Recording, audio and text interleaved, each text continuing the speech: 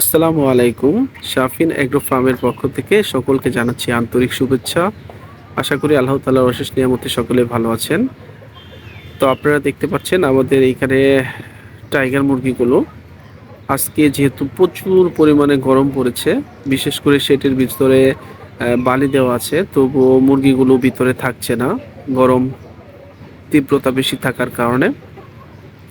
তো এই গরম থেকে আমরা মুরগিগুলোকে কিভাবে স্বস্তিতে রাখি বা সুস্থ রাখি সেই বিষয়টা আপনাদেরকে ছোট্ট একটি টিপস দেব।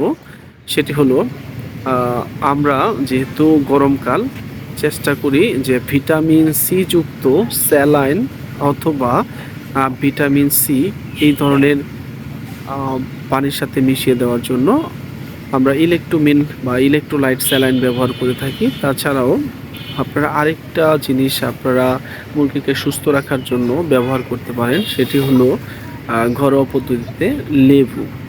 লেবু পানির সাথে মিশিয়ে দিলে ভিটামিন সি এর ঘাটতি পূরণ হবে, পাশাপাশি মুরগিগুলো শরীর ঠান্ডা থাকবে, এতে করে মুরগিগুলো এই গরম থেকে স্বস্তি পাবে, সুস্থ থাকবে।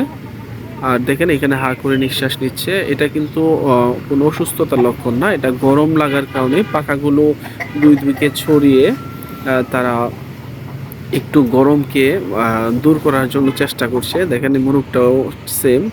তো আপনারা চেষ্টা করবেন এই গরমকালে মুরগিকে সুস্থ রাখার জন্য ঘরোয়া পদ্ধতিতে যদি কারো লেবু থাকে, লেবু চিপড়িয়ে পানির সাথে মিশিয়ে দেওয়ার জন্য।